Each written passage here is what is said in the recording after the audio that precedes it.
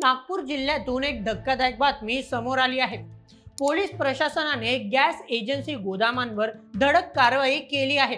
मित्रांनो, सध्या संपूर्ण राज्यात एलपीजी गॅस सिलेंडरची एक मोठी टंचाई निर्माण झाली आहे। मध्यपूर्वेत सुरू असलेल्या युद्धाचा हा एक परिणाम सध्या राज्यात होताना दिसू लागला आहे। सध्या प्रशासन घरगुती सिलेंडर पुरवठ्यावर भर देते, त्यामुळे व्यापारी सिलेंडरच्या किमती वाढल्या आहेत। याचाच परिणाम मुंबईसह राज्यातील अनेक प्रमुख शहरांच्या हॉटेल व्यवसायावर दिसून आलाय। त्यामुळे एलपीजी सिलेंडरचा काळा बाजार सुरू झालाय। असाच काहीसा प्रकार घडलाय राज्याची उपराजधानी नागपूर येथे। या प्रकरणामुळे प्रशासनासमोर एक मोठे आव्हान निर्माण झाले। संपूर्ण राज्यातील एलपीजी गॅस सिलेंडर टंचाईचे हे एक प्रतिबिंब सध्या नागपूर शहरात पाहायला मिळते। तर नेमकं काय झालंय नागपूरमध्ये, कशामुळे या प्रकरणाची चर्चा सध्या राज्यभर सुरू आहे, चला जाणून घेऊया नागपूरमधील एलपीजी गॅस सिलेंडर काळा बाजार प्रकरणातील संपूर्ण माहिती अगदी सविस्तर पद्धतीने आजच्या व्हिडिओमध्ये। आजच्या बातमीचे लेखक आहे मेहुल मराठे।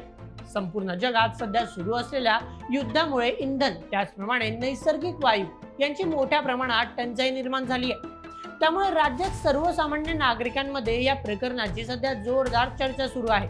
जर एखाद्या वस्तूंचा तुटवडा निर्माण झाला तर त्या वस्तूचा काळा बाजार देखील मोठ्या प्रमाणात वाढतो। असेच प्रकार तर संपूर्ण राज्यातून उघडीस येत आहे। याच पार्श्वभूमीवर जीवनावश्यक वस्तूंचा तुटवडा निर्माण होणे म्हणून नागपूर जिल्हा प्रशासनाने एलपीजी गॅस सिलेंडरचा साठेबाजी व काळा बाजार विरोधात कडक कारवाई सुरू केली आहे। जिल्हाधिकारी विपिन इटनकर यांनी दिलेल्या माहितीनुसार नागरी पुरवठा विभाग, पोलीस प्रशासन आणि संबंधित यंत्रणा शहरातील गॅस एजन्सी, गोदामे आणि वितरण केंद्रांची तपासणी करत आहोत। मित्रांनो, गेल्या काही काळापासून नागपूर शहर परिसरात एलपीजी गॅस सिलेंडरचा तुटवडा निर्माण होत असल्याच्या तक्रारी समोर येत होत्या। यामुळे एलपीजी गॅस सिलेंडरच्या काळा बाजाराला एक मोठी संधी निर्माण झाली। काही ठिकाणी घरगुती गॅस सिलेंडर चढत्या दराने विकले जात आहे, अशी माहिती प्रशासनाला मिळाली होती। या पार्श्वभूमीवर नागपूर पोलिसांनी सध्या विशेष तपास मोहीम सुरू केली आहे। नागपूरचे पोलीस आयुक्त डॉक्टर रवींद्र कुमार सिंगल यांनी सर्व पोलीस ठाण्यांना त्यांच्या हद्दीत बेकायदेशीरपणे सिलेंडर विक्री करणाऱ्यांवर आणि साठेबाजी करणाऱ्यांवर कायदेशीर कारवाई करण्याचे आदेश दिले आहेत। नागरी पुरवठा विभागाच्या अधिकाऱ्यांनी नागपुरातील सदर परिसरात एका डोमेस्टिक गॅस एजन्सीच्या कार्यालयात जाऊन तपासणी केली। गोदामात दाखवलेला गॅस सिलेंडर साठा आणि प्रत्यक्ष असलेला साठा यामध्ये ताळमेळ आहे का याचा सविस्तर तपास करण्यात आला।